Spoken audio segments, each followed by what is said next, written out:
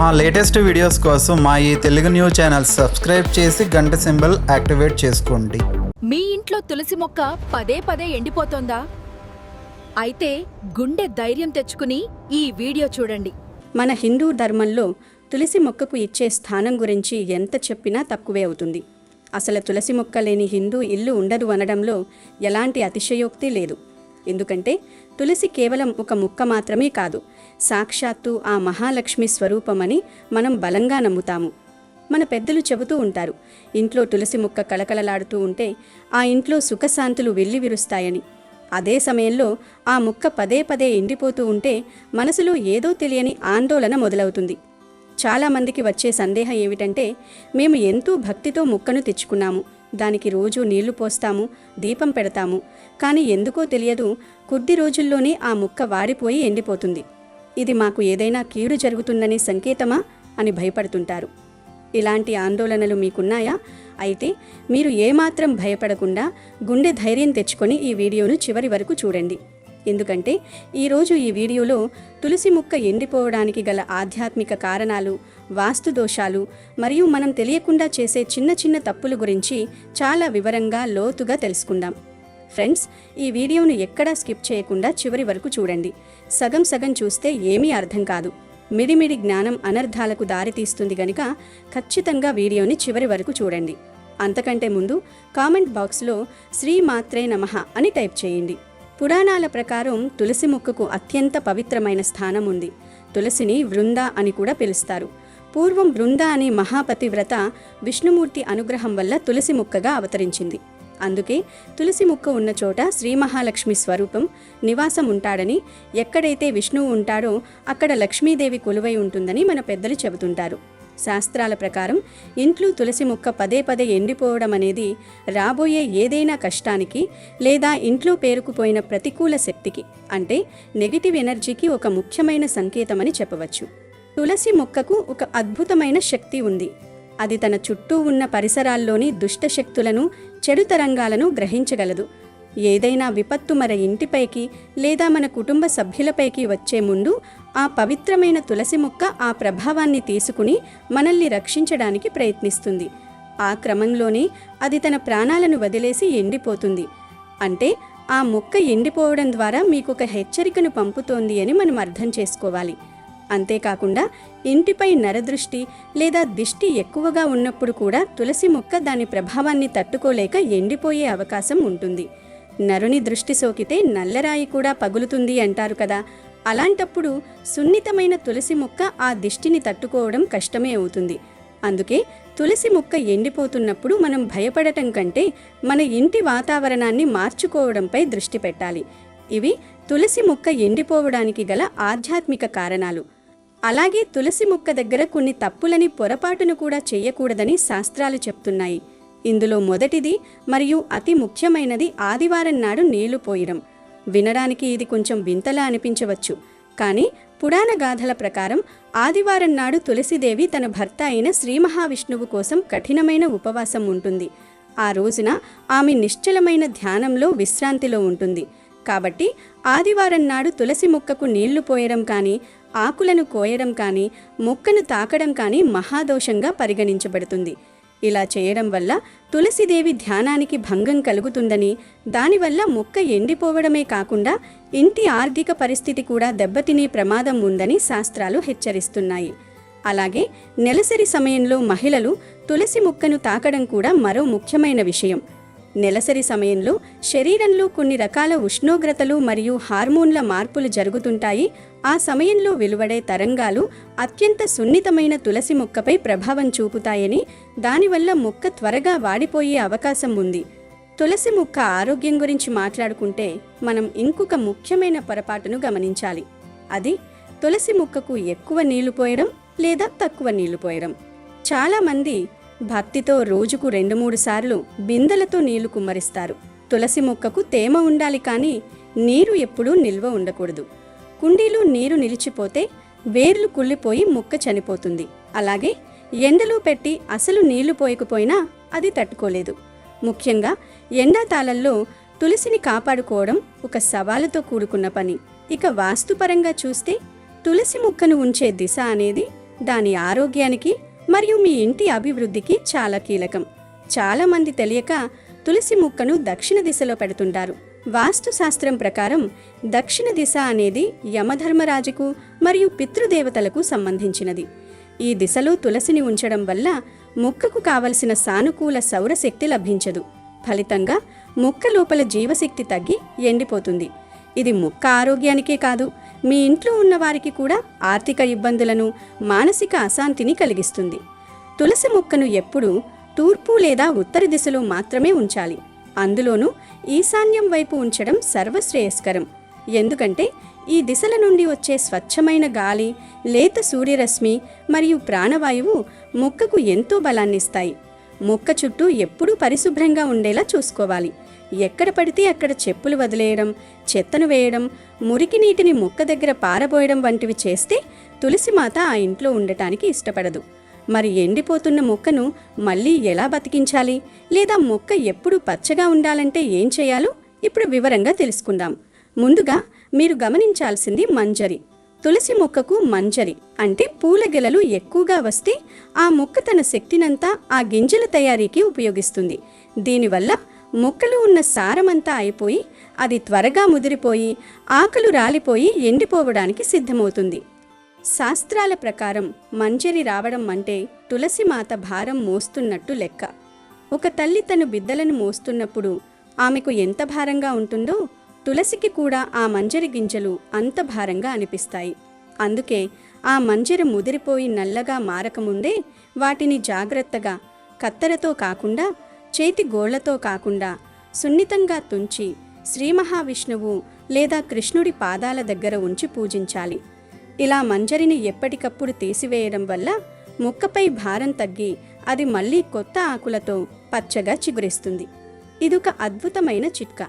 దీన్ని తప్పకుండా పాటించండి. రెండవ అద్భుతమైన పరిహారం పచ్చిపాలు. వారానికి ఒకసారి లేదా 2 సార్లు తులసి మొదట్లో కొద్దిగా పచ్చిపాలను, కాచని పాలను నీటిలో కలిపి పోయండి. పాలలో ఉండే పోషకాలు మొక్కకు కేవలం భౌతికమైన బలాన్ని ఇవ్వడమే కాకుండా ఆధ్యాత్మికంగా కూడా అది ఒక గొప్ప పూజగా మారుతుంది. పురాణాల ప్రకారం తులసికి పాలు పోయడం వల్ల ఆ తల్లి సంతోషించి మన ఇంటికి అష్టైశ్వర్యాలను ప్రసాదిస్తుంది.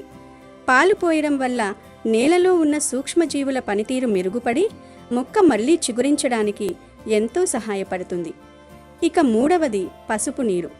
మనందరికీ తెలుసు, పసుపు అనేది ఒక అద్భుతమైన యాంటీబయోటిక్ మరియు యాంటీసెప్టిక్.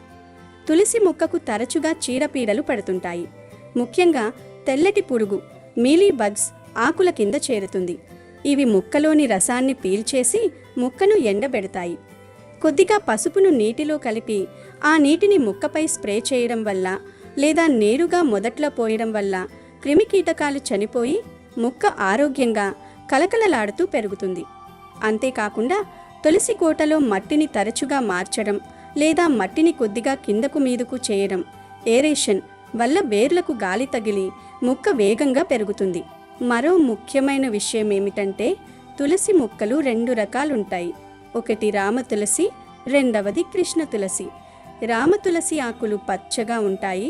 కృష్ణ తులసి ఆకులు కొంచెం నీలం లేదా నలుపు రంగులో ఉంటాయి. ఈ 2 మొక్కలు ఇంట్లో ఉండటం మంచిది. కానీ ఎప్పుడూ గుర్తుంచుకోండి, తులసి మొక్కను ఒంటరిగా కాకుండా పక్కన వేరే ఏదైనా పూల మొక్కలుండేలా చూసుకుంటే అది ఇంకా బాగా పెరుగుతుంది. అయితే తులసి కోటలో మాత్రం వేరే పిచ్చి మొక్కలు మొలవకుండా జాగ్రత్త పడాలి. తులసి మొక్క చుట్టూ ఉన్న మట్టి ఎప్పుడూ పవిత్రంగా ఉండాలి. తులసి కోట దగ్గర రోజు ఉదయం మరియు సాయంత్రం దీపారాధన చేయడం అస్సలు మర్చిపోకండి. ఆ దీపం నుండి వచ్చే వేడి మరియు ఆ కాంతి మొక్క చుట్టూ ఉన్న వాతావరణాన్ని శుద్ధి చేస్తాయి. తులసి మొక్కకు నీళ్లు పోసేటప్పుడు మహాప్రసాద జనని సర్వ సౌభాగ్యవర్ధిని ఆది వ్యాధి హరానిత్యం తులసి ధ్వం నమోస్తుతే అనే మంత్రాన్ని మనసులో పఠించండి. ఈ మంత్రం వల్ల కలిగే ప్రకంపనలు మొక్కపై సానుకూల ప్రభావం చూపుతాయి. చాలామంది తులసి మొక్క ఎండిపోగానే ఎంతో భయపడిపోతూ ఉంటారు. కానీ అలా భయపడాల్సిన అవసరం లేదు. మొక్క ఎండిపోయిందంటే అది మీ ఇంటికి జరగబోయే ఏదో కీడును తన పైకి తీసుకుందని అర్థం చేసుకోండి. ఆ తల్లికి కృతజ్ఞతలు చెప్పుకుని ఎండిపోయిన మొక్కను తీసి పారే నీటిలో లేదా ఎవరూ తొక్కని చోట నిమజ్జనం చేయండి. ఎండిపోయిన కర్రలను కాల్చడం కానీ చెత్తబుట్టలో వేయడం కానీ అస్సలు చేయకూడదు. తులసిని తీసివేసిన తరువాత ఆ కుండీని లేదా తులసి కోటను పసుపు నీళ్లతో శుభ్రంగా కడిగి మళ్ళీ కొత్త మట్టిని నింపి శుక్రవారం లేదా ఏకాదశి వంటి మంచి రోజున కొత్త మొక్కను నాటండి. ఈసారి నాటేటప్పుడు ముందు చెప్పిన విధంగా పాలు, పసుపు నీటిని ఉపయోగిస్తూ సరైన దిశలో ఉంచి జాగ్రత్తగా చూసుకోండి. తులసి మొక్క కేవలం ఒక అలంకరణ వస్తువు కాదు, అది మీ ఇంట్లో ఒక సభ్యురాలి వంటిది. మీరు ఎంత ప్రేమతో, ఆప్యాయతతో ఆ మొక్కను చూసుకుంటే అది కూడా అంతే పచ్చదనంతో మీ ఇంటికి ఆశీస్సులు అందిస్తుంది. ఇక తులసి మొక్క ఆరోగ్యంగా ఉండటానికి మరికొన్ని ఆచరణాత్మకమైన చిట్కాలు చూద్దాం. మన ఇంట్లో పూజకు ఉపయోగించే అగరబత్తుల బూడిదను తులసి మొదట్లో వేయకండి. అందులో రసాయనాలు ఉండే అవకాశం ఉంటుంది. దానికి బదులుగా స్వచ్ఛమైన ఆవు పేడతో చేసిన ఎరువును లేదా ఇంట్లోనే తయారు చేసుకున్న వర్మీ కంపోస్ట్ను ఉపయోగించండి. మొక్కకు సూర్యరశ్మి తగిలేలా చూడండి, కానీ మిట్ట మధ్యాహ్నం ఎండ నేరుగా మొక్కపై పడకుండా వీలైతే కొంచెం నీడ ఉండేలా ఏర్పాటు చేయండి. ముఖ్యంగా శీతాకాలంలో మంచు ఎక్కువగా కురిసినప్పుడు తులసి ఆకులు ఎర్రబడి రాలిపోతుంటాయి. అప్పుడు ఒక పలచని తెల్లటి గుడ్డను మొక్కపై కప్పడం వల్ల మంచు ప్రభావం తగ్గించి మొక్కను కాపాడుకోవచ్చు. ఇలాంటి చిన్న చిన్న జాగ్రత్తలు తీసుకుంటే మీ ఇంటి తులసి ఎప్పుడూ కళకళలాడుతూ ఉంటుంది. ముగింపుగా నేను చెప్పేది ఒకటే, తులసి మొక్క ఎండిపోవడం అనేది మీ తప్పు కాదు. అది ప్రకృతి మరియు ఆధ్యాత్మిక శక్తుల ప్రభావం కావచ్చు. కానీ దాన్ని అలాగే వదిలేయకుండా ముందు చెప్పిన పరిహారాలు పాటించి మీ ఇంటిని సానుకూల శక్తితో నింపుకోండి. ఈ వీడియోలో చెప్పిన విషయాలన్నీ మీకు ఎంతగానో ఉపయోగపడతాయని నేను ఆశిస్తున్నాను. చూశారు కదా, ఈ చిన్న చిన్న జాగ్రత్తలు, ఆధ్యాత్మిక నియమాలు పాటిస్తే మీ ఇంటి తులసి కోట ఎప్పుడూ పచ్చగా కళకళలాడుతూ ఉంటుంది. ఈ వీడియో మీకు ఉపయోగకరంగా అనిపిస్తే తప్పకుండా ఒక లైక్ చేయండి. ఎందుకంటే మీ లైక్ మాకు ఎంతో ప్రోత్సాహాన్ని ఇస్తుంది. మీ ఇంట్లో తులసి మొక్క ఎలా ఉందో, మీకు ఇంకా ఏవైనా సందేహాలు ఉన్నాయో మాకు కమెంట్ సెక్షన్లో తెలియచేయండి. అలాగే ఈ సమాచారాన్ని మీ బంధుమిత్రులకు కూడా షేర్ చేయండి. తద్వారా వారు కూడా ఈ విషయాలు తెలుసుకుని లాభపడతారు. ఓసారి సత్యభామ శ్రీకృష్ణుని దగ్గరకు వెళ్ళి, ఓ స్వామి, తులసి మొక్కకు నీరు పోస్తే మంచి జరుగుతుంది అని చెప్పారు. మరి తులసి దగ్గర దీపం పెట్టడం వల్ల ప్రయోజనం ఏంటి అని అడిగింది. అప్పుడు శ్రీకృష్ణుడు ఆమెకు ఒక కథ చెప్పటం మొదలుపెట్టాడు. దేవి, గతంలో దక్షిణాన ఒక పెద్ద నది ఉండేది. ఆ నది ఒడ్డున హరిహర అనే ఒక పేద బ్రాహ్మణుడు ఉండేవాడు. అతను వేదాలను చదివిన ఒక గొప్ప పండితుడు. అయితే అతని దురదృష్టం కొద్దీ అతనికి పొగరుబోతు భార్య దొరికింది. ఆమె ఎప్పుడూ అతన్ని అవమానించేది, భర్తతో ప్రేమగా వ్యవహరించేది కాదు సరికదా, అతనికి అన్నం కూడా పెట్టేది కాదు. అతని ఇంటికి ఎవరైనా చుట్టాలు వచ్చినా సరే వాళ్లను అవమానించి తరిమి కొట్టేది. అంతేకాకుండా ఇతర పురుషులతో మాట్లాడుతూ కావాలని ఈ బ్రాహ్మణుడిని మానసికంగా కూడా హింసిస్తూ ఉండేది. అందరూ చూస్తూ ఉండగా చెట్టు కింద నిలబడి బట్టలు మార్చుకునేది. అయితే ఆ బ్రాహ్మణుడు ఎన్నోసార్లు ఆమెను హెచ్చరించాడు, తన ప్రవర్తన మార్చుకోమని చెప్పాడు. కానీ ఆ బ్రాహ్మణ భార్య అతని మాటలు పట్టించుకోలేదు. నీలాంటి అడుక్కు తినేవాడిని పెళ్లి చేసుకొని నేను చాలా పెద్ద తప్పు చేశాను.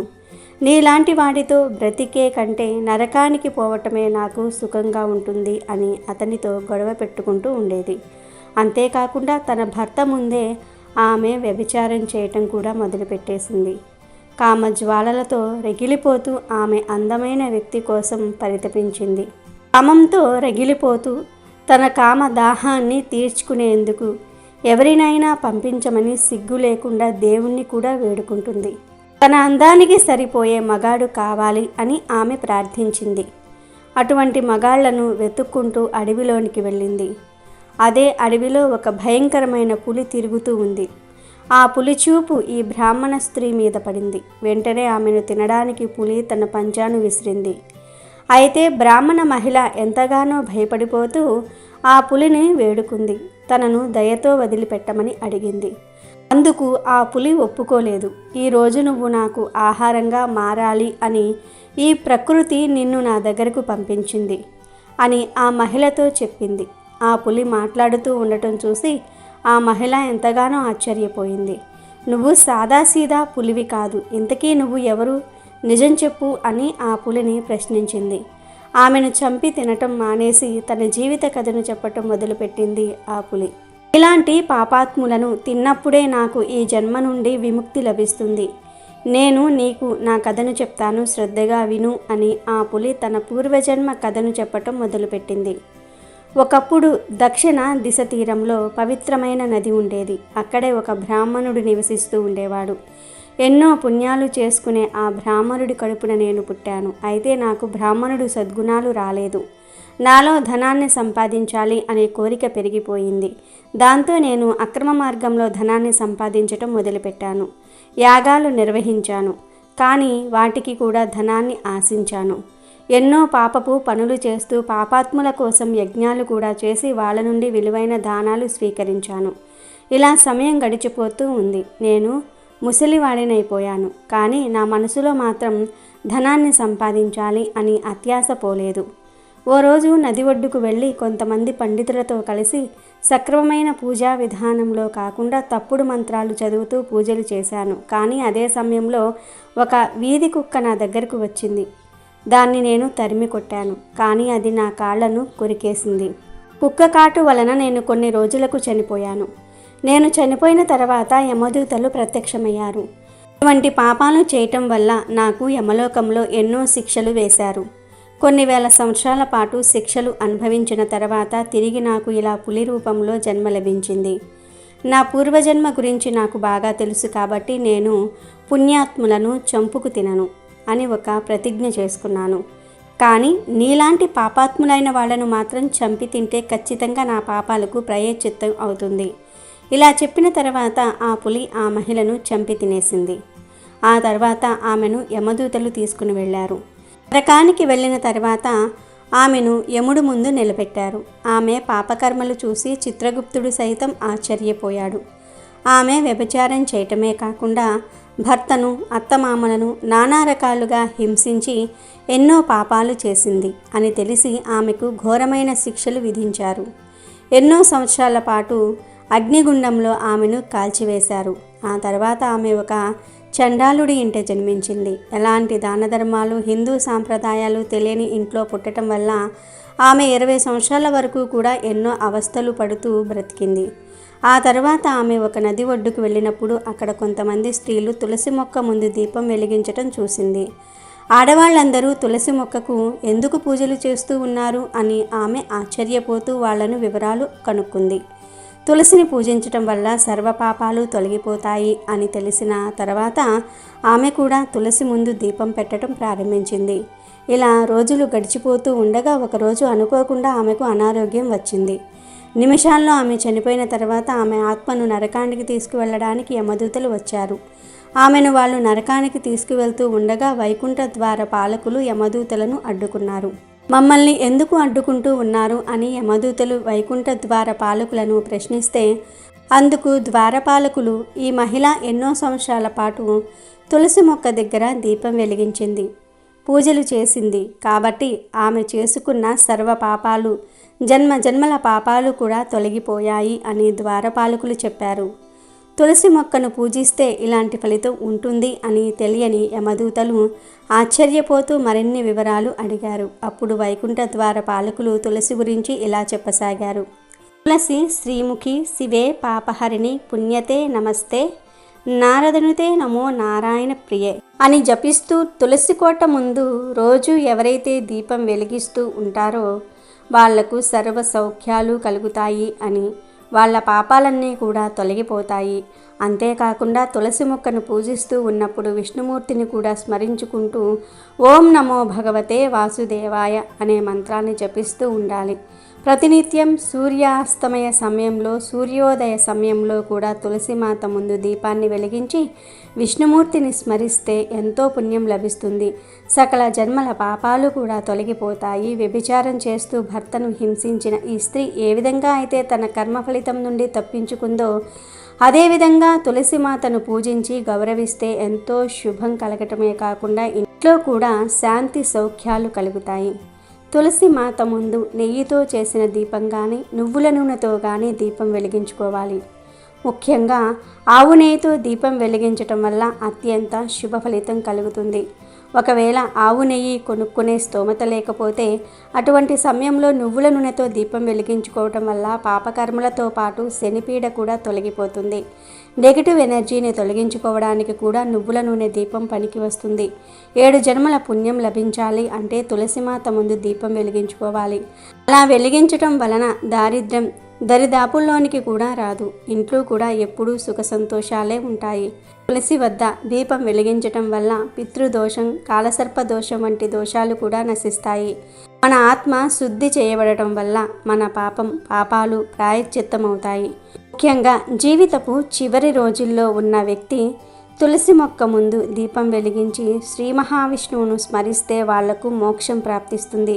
లక్ష్మీదేవి ఆశీర్వాదం పొందాలి అనుకున్నా సరే తులసి చెట్టు దగ్గర దీపం వెలిగించక తప్పదు అని వైకుంఠ ద్వార పాలకులు యమదూతలకు చెప్పి ఆ మహిళను వైకుంఠానికి తోల్కొని పోయారు అని శ్రీకృష్ణుడు సత్యభామకు తులసి గొప్పతనం వివరించారు.